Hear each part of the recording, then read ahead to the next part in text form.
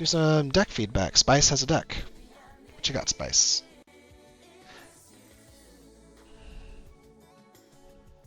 Oh, it's a blue steel deck. Look at that. Some would say I have an idea of what I'm talking about with that. Okay. Can I get your opinion on a list after this one, since you have a lot of experience with blue steel? Mainly looking for recommendations on ways to work better into aggro, possibly. Because at the moment, turn 1 Daisy, turn 2 Lilo just feels like I lose instantly. I haven't even been close to beating aggro yet. Spice, you... This is called the third eye awakening, right? So this is this is the hardest part about playing. Hold on, I gotta like move this over here real fast. This is the hardest part about playing blue steel, right? So blue steel, so in my opinion, blue steel has like so Amber Steel is probably our hardest matchup. Okay. Amber Steel is extremely challenging. There's a few reasons for that, right? And so one, they have very aggressive early questers, right? And two, most of those early questers these days have a lot of willpower, right? So historically, with like Lilo, like the one drop Lilo and whatever, it was really not a big deal, and that really wasn't played all that often. People just played like Steel Song and Steel Song Control, right? Steel Song Control, in my opinion, is a lot easier to deal with in general. Because there's like very clear weaknesses in their game plan, right? You take out their singers, and then you regain control of the board, right? And typically, the singers, no. As I said, like in my opinion, Daisy's. If you've been here before, Spice, I know you have. Daisy is the most busted card in the game. I hate Daisy. Daisy is the perfect anti-blue steel card, right? She quests for 2. She comes out on turn 1. You can't kill her efficiently, right? There's 0 efficiency on killing her with steel. And she usually hurts blue steel because blue steel, typically half of the deck, right, is items and actions. Actions including songs. So her effect often sends stuff to the bottom, right? It's in my opinion, it's actually pretty rare she gives me a character. So anyway, Daisy's a very strong opening against us, and most people know that when they play Amber Steel. So anyway, to go back to the problem now presented to many blue steel players is answering 2 questions, right? How do you make a blue steel list that handles Amber Steel and just early questing in general, aggro in general, right? I'd say yellow purple is a way easier to deal with, right, than Amber Steel. Stuff's just easier to kill. And then purple steel, right? Purple steel is kind of like Amber Steel Light, where they pretend, but they can still go pretty fast. But purple steel, in my opinion, has a lot of. It's a lot easier to deal with their board, right? And there's a lot of things to kill with more focus with blue steel cards than Amber Steel in general. Amber Steel tends to go so wide, and then they find ways to refill their hand that purple steel doesn't. Yeah. Like in my opinion, purple steel really isn't that bad. Like purple steel really depends a lot on like what our opening hand is, and also like basically if we can develop an answer to their board by the time they hit roughly 6 to 9 lore, I usually think we win. Especially if we have Cogsworth on the board. If we have Cogsworth on the board, like everything they can do like does nothing to us, and then we can do whatever they want, whatever we want on their board. And they have no good answer to Tamatoa. Like they have to burn like 3 or 4 cards to kill Tamatoa. So anyway. So now let's go to your list, right? Purple Steel, I feel like just as Purple Steel is clearly a good color combo, right? Like it's a clearly good deck. I mean, there's a reason so many other people are playing it, right? In fact, most Blue Steel players in the Blue Steel Discord jumped to Purple Steel. Purple Steel, I just feel it doesn't capitalize off other colors' strengths. No, it's 2 good colors working parallel, right? They're just both being good next to each other. That's all they're doing. I agree. There's not a lot of synergy.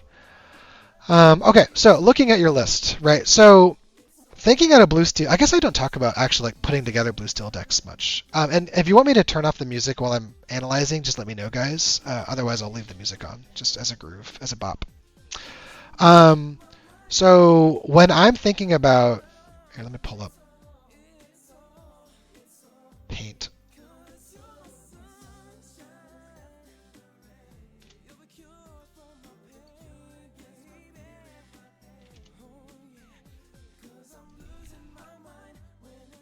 Okay.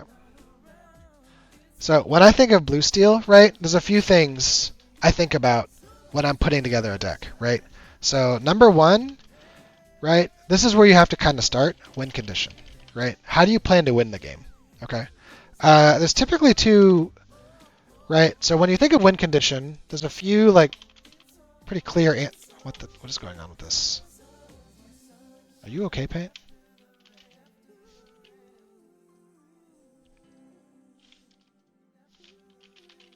Okay. All right. Paint's being dumb. We're gonna do a sticky note.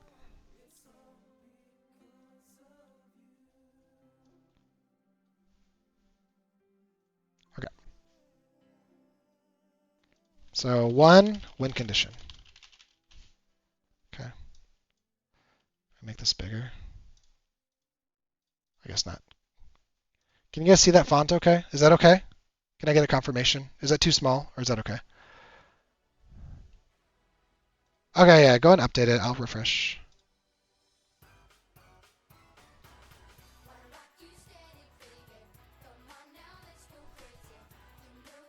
Okay.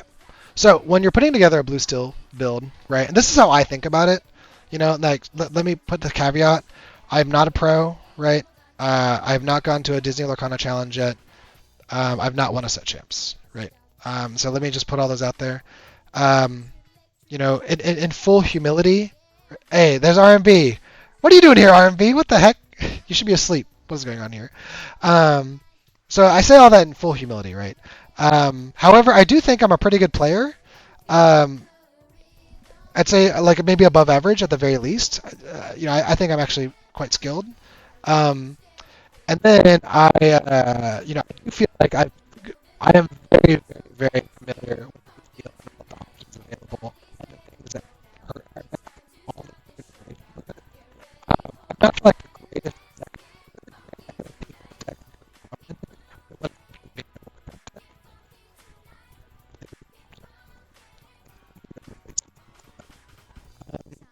doing better now. Testing, testing. It's my mic, not the stream. Let me know. Is this better, guys? Testing, testing.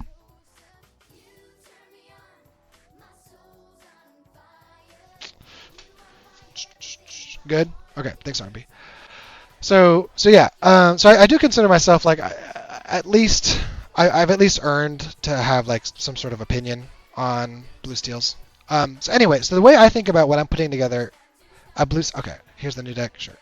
Pull it up. And RMB, please feel free to contribute any feedback on this on Spice's deck list as well. We're doing some feedback. So when I think about like when I'm putting together a blue steel deck, right, or augmenting one, I think about win condition, right? So I think about how am I going to close a game, right? How do I actually pull out the win, right? And so this leads into like a really obvious next step in putting together the build, right? Is whether dime or no dime, right?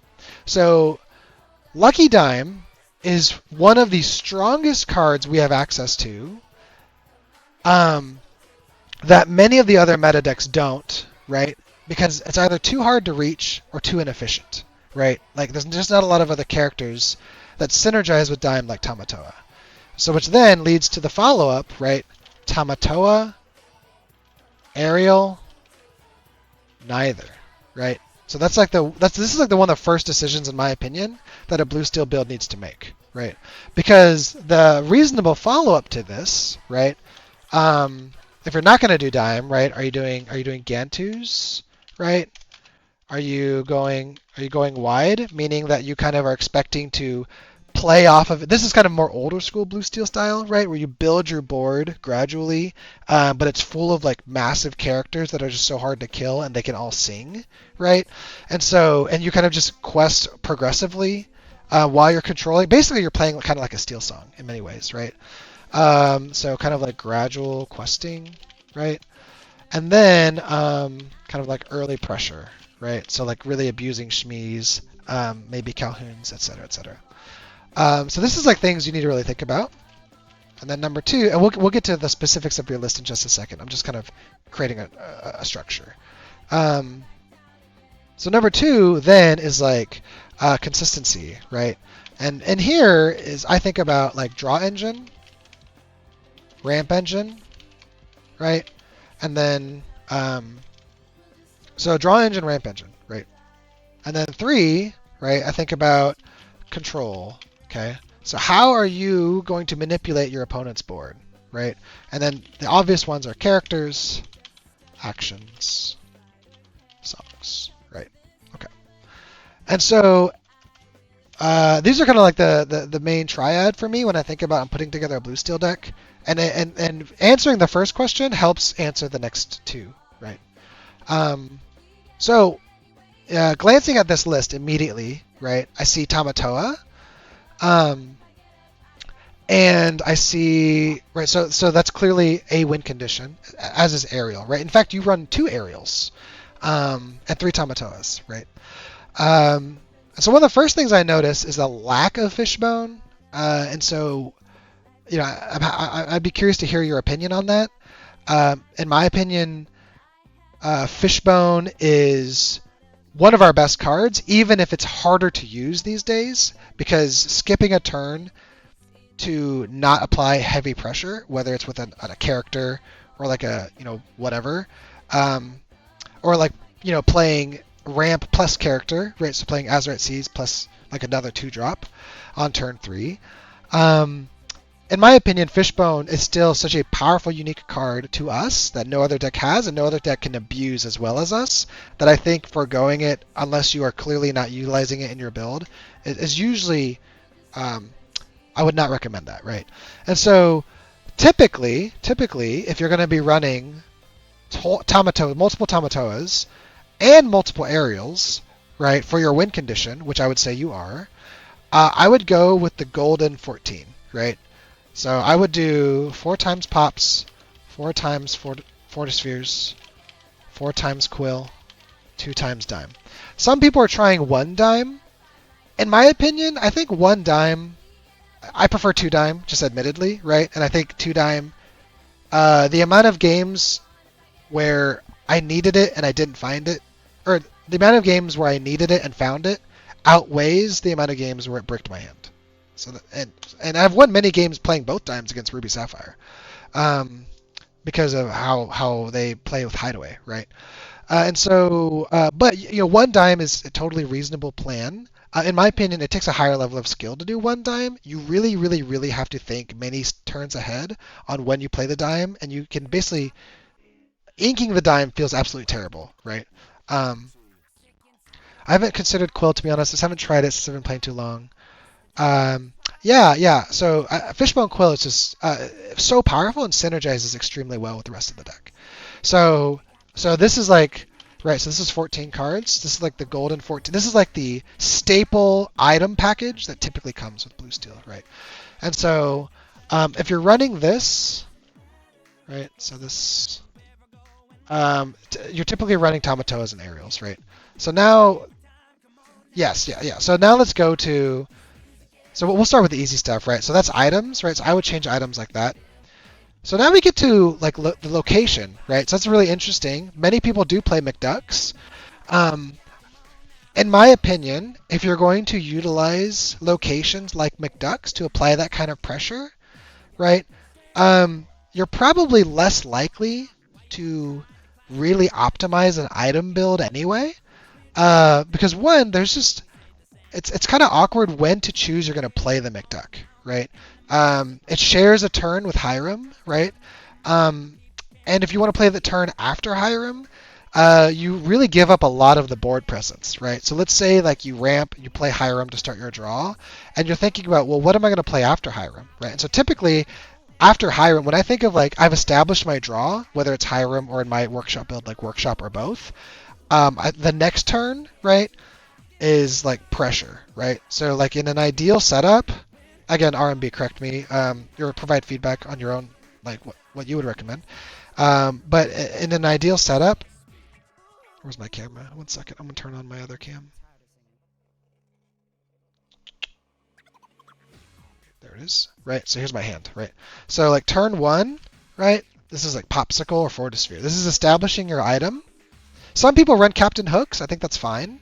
I personally found him overall not very helpful, and I'd rather just skip him and set up for my macro engine later. Some people, and if you're on the draw, right, you can do a fire the cannons, kill a Cinderella or something. So, that's accessible, but typically this is Popsicle or Fortisphere, ideally. Turn 2, right? So I think of turn 1 as setting up for turn 3 or 4, right? This is setting up for a future Hiram. This is keeping your early hand nice and full. Turn 2, run blue steel. I consider turn 2, there's 2 ways to approach it. If you recognize that you are playing someone where you can put on the quest pressure, this is typically Ruby Sapphire, or if they are going aggressive, right? Turn 2 is your counter, is your aggressive play. Turn 2 is when you get pressure on the board. Turn 2 is when you play Mr. Shmee. Turn 2 is when you play Calhoun. Turn 2 is when you play Jim, if you're running Jim Hawkins, which I see that you are, right? And now exceptions to this is Chicha, right? I'm a big fan of Chicha. I run 1 in my workshop build just for the spice, and she's won me a lot of games. She's really good into Ruby. But in general, I would think of turn 2 as your pressure turn, right? Now, you can play Azurite Seas on turn 2, especially if you're on the play, since you're setting the pace anyway, and get to a fast turn 4. But a fast turn 4 is usually to set up for Hiram, right? Usually set up for Hiram or a Grammatala. That feels terrible into Ruby because then he just dies, right? Like you play a fast Hiram and you dumped everything for that, and then they just brawl him or Sisu him. It feels terrible. But against most other colors, it's fine. Turn 3, right? I think of turn 3 in my head as ramp turn, right? So this is like you really trying to get far ahead of your opponent in regards to how you set up your ink and establishing ink engines, right? So ramp meaning inking faster. So this is when you play your fishbone, right? Turn 3. You put down another card. Maybe you play another popsicle with that free ink, or play a fire the cannons. This is maybe when you play a second Azurite Seas, or play Azurite Seas after you played Shmee, right? To get you to 4 so you can play 5 the next turn, right? Something like that. The turn after this, right, so now we're working, let's say, with 4 ink, roughly. The turn after this, I think of as establishing my macro engine, right? So I either am setting up for a 5-cost singer to get Whole New World, right, and continue to, like, sing that, get way ahead, right? Or I'm setting up Hiram, right? Play Hiram, draw some cards, ink 2 more cards, get to 6, right? Maybe you play a Shmee, maybe you play another 2-drop. I mean, who knows, whatever. And then, right, the turn after this, I consider we run out of the trenches, we are reestablishing, we are taking the board back, right? So this is like our major pressure turn, right? Typically, this is either you're playing Tinkerbell, right? You're playing, I'm trying out Kronk, right? Kronk. You're playing Simba. You're playing Pyros. You're playing, whatever, right? You're playing maybe a fast Tamatoa, right? Maybe they, you can get away with murder and get away with a fast crab, right? But this is typically what I think of as the pressure turn, right? And then after this, the game opens up extremely. It completely depends on how they respond, how you're able, were you able to get a lot of the turn back, right? Or the board back? Were you able to did Hiram survive? Did Cogsworth? Did your singer survive? If you sang Whole New World, blah blah blah blah blah blah blah blah blah, right? And so with kind of that basic setup in mind, we now go to so again that makes McDuck kind of like an awkward card, right? In my opinion, where do you conveniently throw that in? Because we can't really afford, if you spend so much of the early game setting up for a strong mid to late game, where do we throw in McDuck? So in my opinion, I think running locations in Blue Steel requires a pretty high level of skill and really a lot of forethought on when and how you're going to use it, and probably establishing a pretty aggressive early board of characters early to really utilize it well. Or if you're running John Silver, right? So if you're kind of learning the deck, oh no, for sure. Like McDuck, let me be very clear. McDuck, good card. Um, but I would say especially against other pretty skilled players, it's a hard card to use correctly, right? And it's a card that doesn't really synergize with the rest of your deck. So if there's a like a low yield card, I would consider just replacing. It would be the McDuck. I probably just 4 McDucks for 4 Fishbones, to be completely honest. And if you really like McDuck, I'm a big believer in play what you like. If you really like McDuck, then I'm happy to provide feedback on making McDuck stronger. But that'd be my first recommendation. Okay, so now let's get into your characters, right? And just think about the purpose of your characters. So in general, Blue Steel can get away with a lot of top-end characters, but you have to think about why you're using them, right? So let's start with some easy ones. Beast Tragic Hero, R&B. Let me know what your thoughts. But in my opinion, Beast Tragic Hero is a terrible card. This is a bad card for Blue Steel. And I think there's a reason everyone just naturally, yeah, Sad Boy is a sad boy. I think there's a very clear reason why everyone stopped playing him in Ursula's, like late Ursula's. We have better draw engines. We have faster draw engines. We have draw engines with better conditions that we can control, right? Like if he gets damaged, you lose it. And he runs into the same problem like McDuck earlier, right? So let's say you play him on 5. Yeah, now he sits in the binder. Yeah, now he's a $40. Now he's just an investment, right? He runs into the same problem that like something like McDuck runs into, right? So let's say you play him after you set up your ramp. Well, ideally you wouldn't want to sing with him, right? He's probably just going to die next turn, or he loses his advantage of why you even played him, right, for the draw. And if you're going to sing, if you're just playing him to sing, there's so many other better 5 costs that have heavier weight if you sing with them, right? So then do you play him for pressure? Do you play him like after you establish your draw? Well, no, right? And he's not even good quest pressure because you don't want to turn him sideways. You don't want to quest with him, or he's going to lose one of the main reasons he's in the deck, right? For draw. Yeah, and he just dies, right? He just dies. He dies to Medusa. He gets ice blocked, dies to Brawl. He gets double ice blocked, dies to Baby Susu. So, in my opinion, he's an unsafe singer. He's not a good. He doesn't apply good quest pressure because you don't want to turn him sideways anyway. And he doesn't fit anywhere. He's a bad card, right? Okay.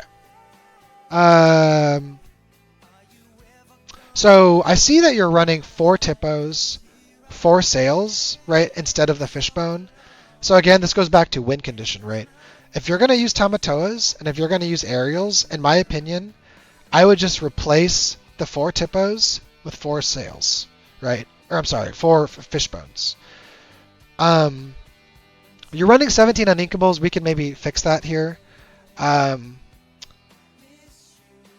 Yeah, and so I would take out the Tippos or split them with the Cs, right? I think having 8 ramp cards is totally fine.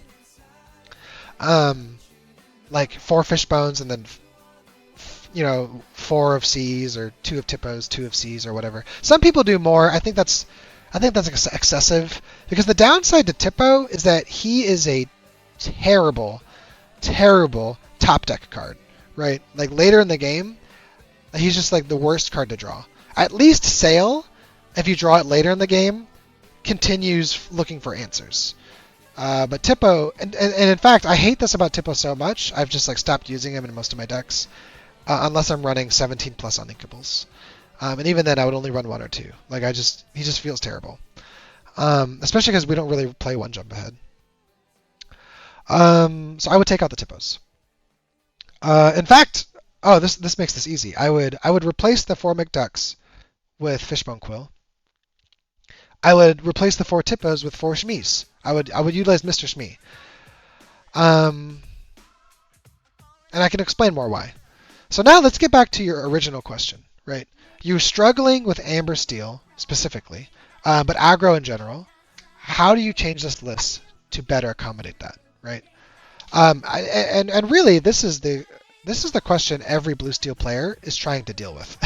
Honestly, how do we deal with Amber Steel without ruining our deck for every other deck? Shmi's flexible, right? He can kill almost everything on turn 2 or 3. He can apply quest pressure early and later in the game, right? So he's always good. And he's inkable, so he's just the perfect card. It's pretty crazy actually, and he synergizes with Cogsworth, which is nice. Invest a blue steel 3-drop Sisu. Oh, invent. Yeah, no joke, right? Okay, so now what else? So for aggro cards, right? Do you like Gym? Do you want to like utilize the Gym line? I think that's totally fine. But before I kind of talk anymore, do you want to like commit using Gym, or do you want to like try something different? Yeah, Jim, I like him, but I'm not super set on him. It's just what I had available in person. Totally fair. Okay. Yeah. So how about let's use the Gym line, right? And that's fine. One of my decks uses the Gym line, right? SS2. I think it's fun. Yeah. So I like halfway agree with RMB. Gym has a very clear purpose, right? Jim has a very, very, very clear purpose. He's one of the few shift lines we actually shift on, which is pretty cool. But he does three things extremely well. Extremely well. Jim is very powerful into Amber Steel. And I would argue one of our best 2-drops into Amber Steel if you get the setup, right? If you play Jim turn 2, if you play Fishbone turn 3, or Azurite Seas, either or. I think Fishbone's more optimal. Play Jim Fishbone turn 3, right? Double ink, Jim kills Daisy Duck, right? And then if you played Fishbone, right? Pay 1, fire the cannons, kill Piglet, right? Kill Cindy, kill whatever, right? Jim doesn't die to a turn 1 Cindy. Jim doesn't die to a turn 2. So it doesn't die to a turn 2 Let the Storm Rage On from Cindy. Doesn't die to a turn 2 Strength of a Raging Fire, right? Which can do 3 damage if they play 3 1-drops, right? So he survives all of that and still allows you to kill the Daisy. So that's a pretty unique thing that only Jim can really kind of do. And the other thing is that on turn 3, if you don't have a ramp source, right, then you can just shift in Big Jim and you can still kill Daisy. So no matter what, he kills the deck. And that already gives him a lot of value.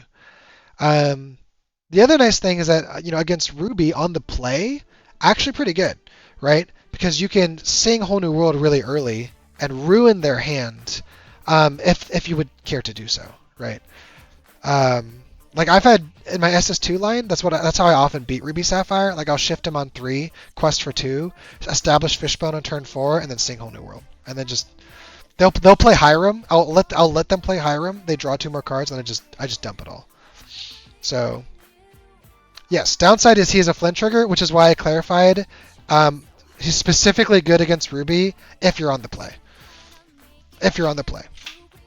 In which case, and that's if you have the shift. Only if you have the shift. So, because he's the only shift line that we will play on turn 3 that can actually utilize that. So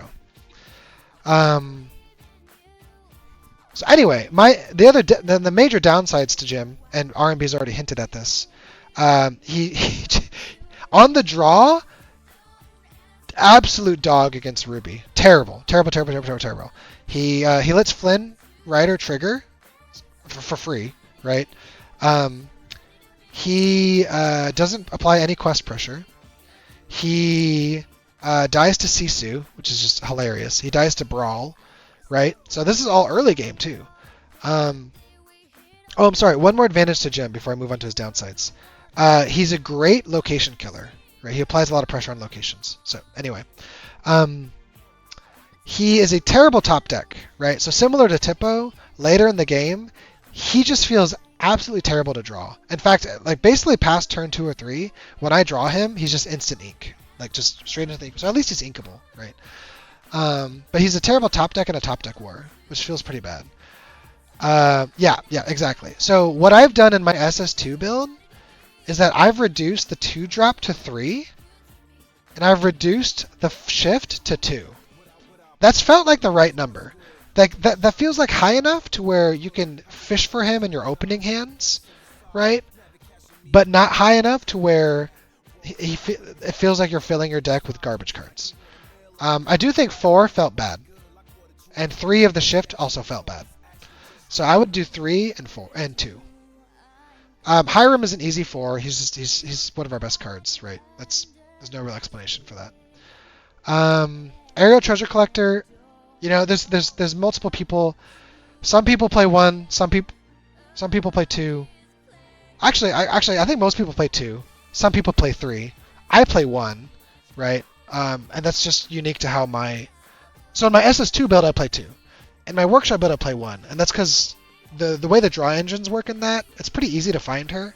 So I don't feel like I need more than 1. Oh no, Ariel's amazing. I feel like Ariel has gotten harder to use as decks have gotten faster, right? A lot of her like superpower was because she could really abuse the fact that her lore just outpaced everyone else and how fast people could go. But she's still phenomenal. Yeah, I mean, the list is missing a lot of things for sure. Yeah, we'll get to Pete. And so yeah, anyway, I think the aerials are in a good spot, right? I think 2 aerials is perfect. I would probably pair it with 2 dimes. And in my opinion, right, if you're going to run all that, especially if you're putting Fishbones in, I would do 4 crabs. I think crab is too good. He's too valuable to not run 4 of. Some people run 3. Some people run 2. I think 2 is like, I don't even know why you'd even play the card. But Tamatoa is a great early game ink, right? I mean, who cares, you know, if you run 3 to 4. And he's one of our major win conditions in multiple games, right? Miracle Thowan just raided with 6 Yo, viewers. what is up? Man, the whole squad's hanging out here. What is up, everybody? What is up? Man, we got like 4 subs today. We got raids. We got RMB hanging out. By the way, RMB, are you feeling better, man? Hope you're feeling better. I know you were dealing with all that pneumonia and stuff. Okay. Let me see. What else was I talking about? So anyway, I you know, this is like a. All right, glad to hear it, man. Glad to hear it. Still wheezy. Yeah, I mean that like post-viral inflammation could definitely last for a while. Hey, a miracle, you know what I'm saying? That's what I do. I go out there, I take some losses, baby. I'm a Ruby Sapphire hunter. No, they were good games. I almost had 2 on you. But that Pirate's Life, man, that was clutch. I'm actually gonna put that loss on the YouTube, man, because it was so clutch. That was sick. I was pretty impressed by that. So yeah, I'm gonna give one of my losses to you on the YouTube, man. I love it. It was a good game. Always a pleasure playing against you, Miracle. Anyway, let's see. So yeah, what was I talking about? So I would probably take Tamatoa to 4 personally. I think he's too good, and I think people have undersold him. And as set 6 has gone on. Let's see. So anyway, so let's go to. So when we go back to the sticky note, right? Win condition, right? We've already talked about that. Tamatoa, Ariel, and then early game pressure. All right, perfect. That's our typical, right? If you want to keep McDucks, that's cool. We can keep McDuck. I'd probably take it out until you kind of get more used to the deck, and then you can learn how to fit it back in. But I think working with a more core build, right? Like if you want a nice simple build that's very focused, I would honestly just take my SS2 list, copy that, try it out. It's very similar to what you have. But anyway,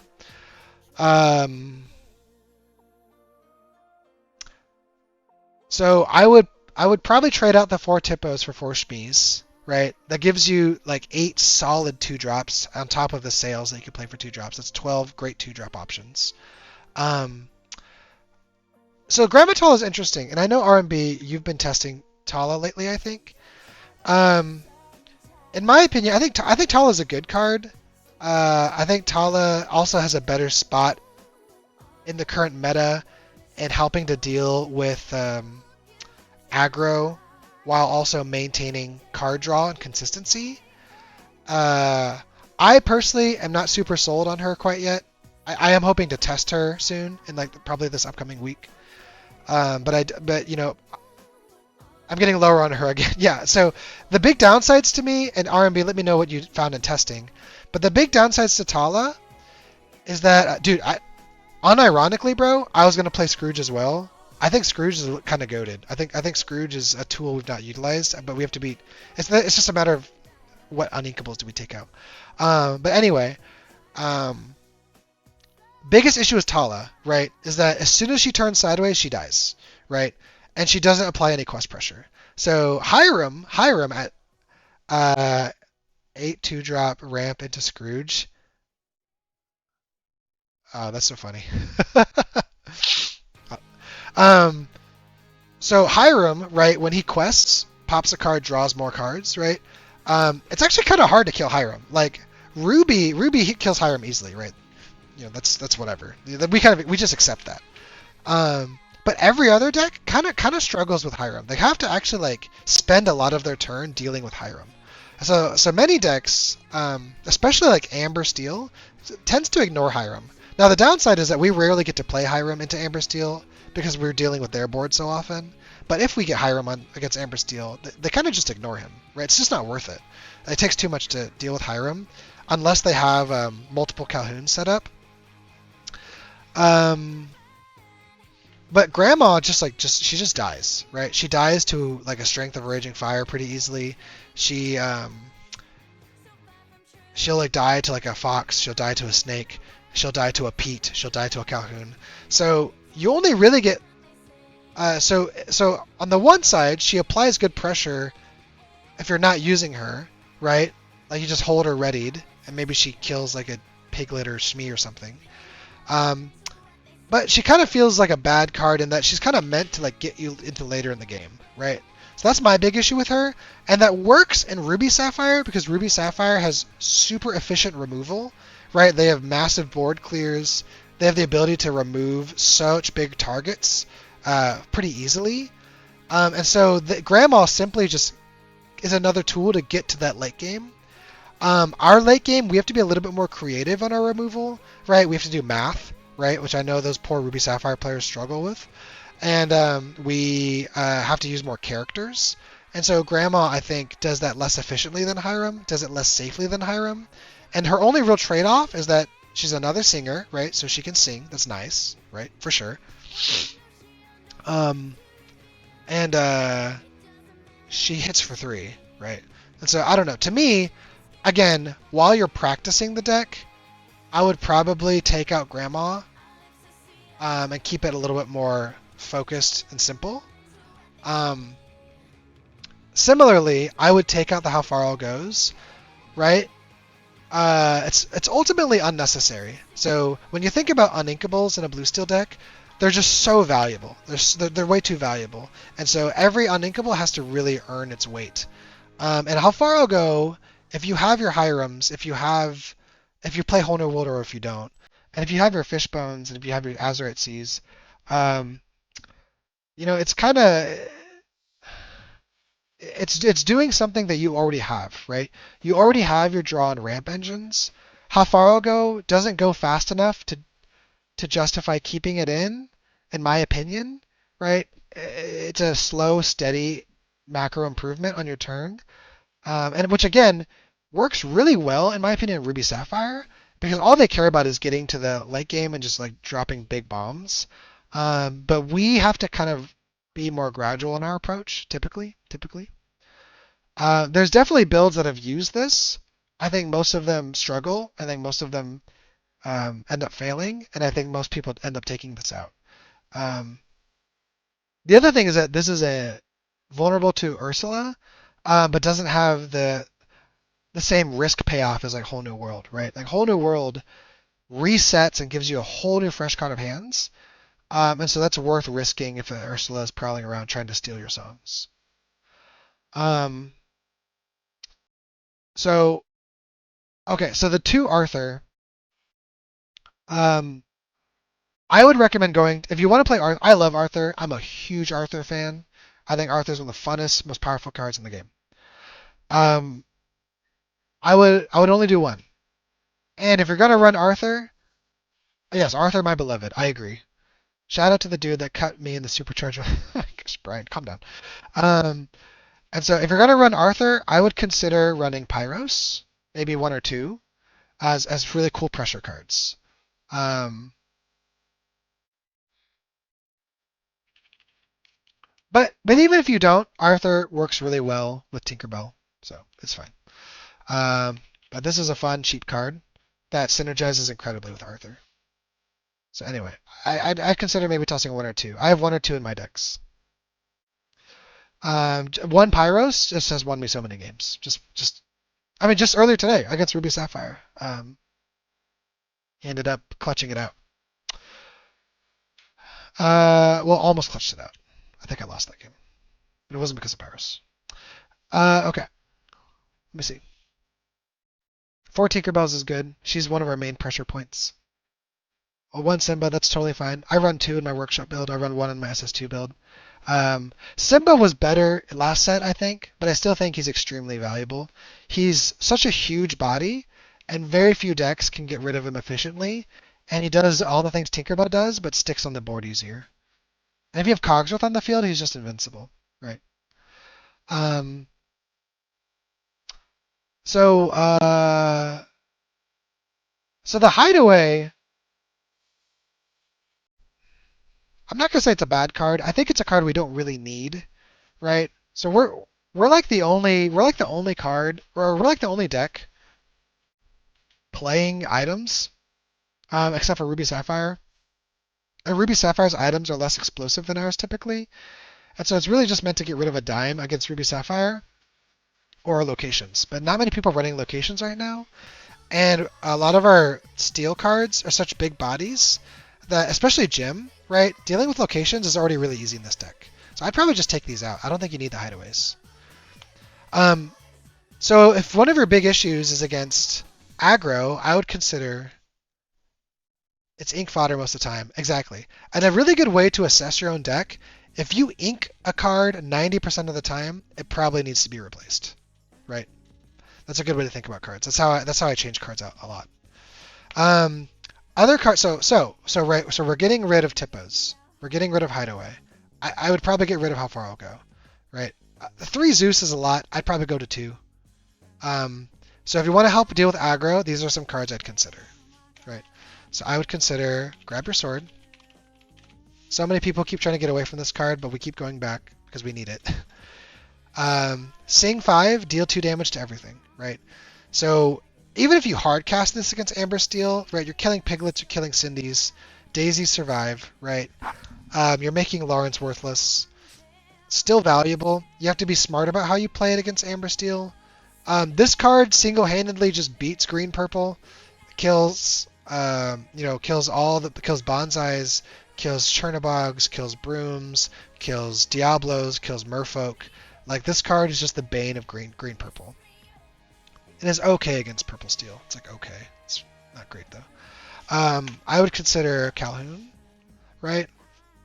I've actually become pretty disenfranchised with Calhoun. I actually think Calhoun doesn't really solve any of our problems, and so I've actually cut her from all my lists. However, I do recognize that she's a great card, and that she is a simple card to use, and it's clear how to use her and how to apply pressure against an aggro player with her. So I think she's a good card to learn and play and kind of see how you'd want to integrate her. I'd probably recommend 2, no more than 3. I wouldn't run 4, as she doesn't justify that many uninkable slots. Yeah, I'd say like 2, right? In which case, if you bump Jim down to 3, right? So Jim to 3, Calhoun to 2, you could consider running like 3 Shmies.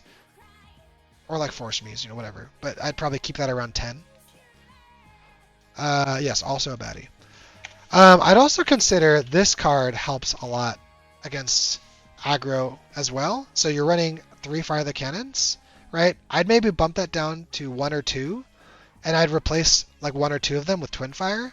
Twin Fire, it's an early Grab Your Swords, right?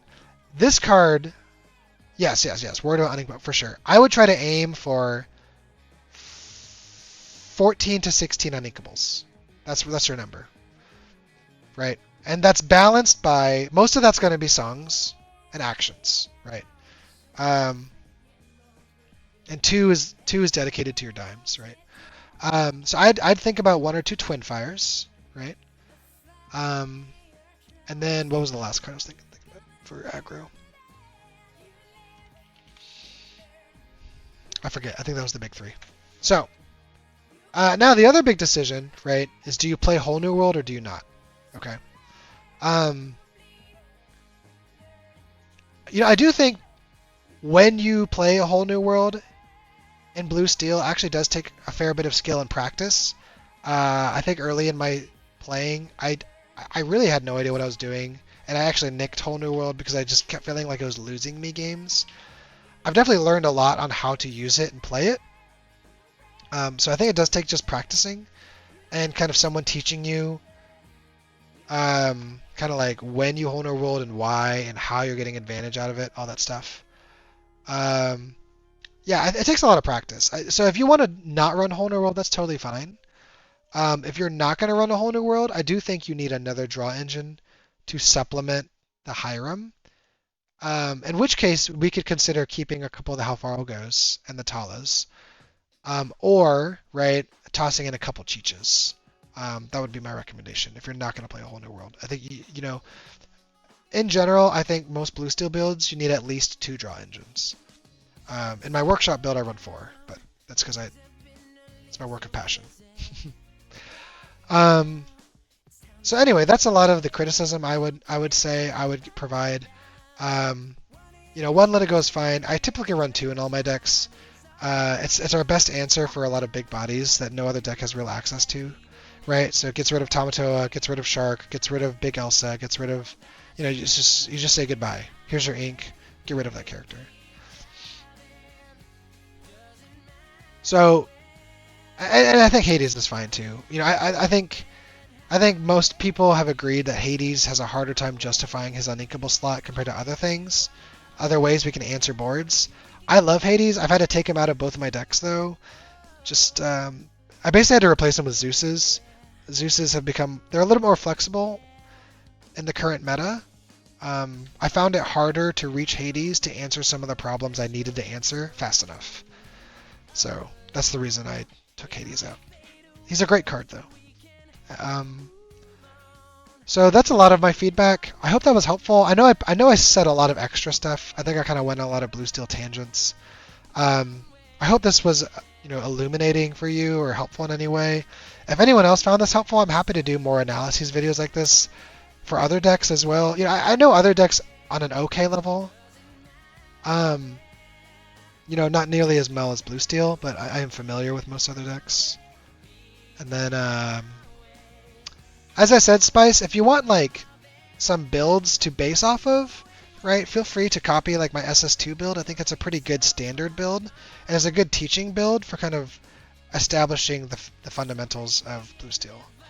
And then if you want to get really bold, you can try out my workshop list. So, sweet.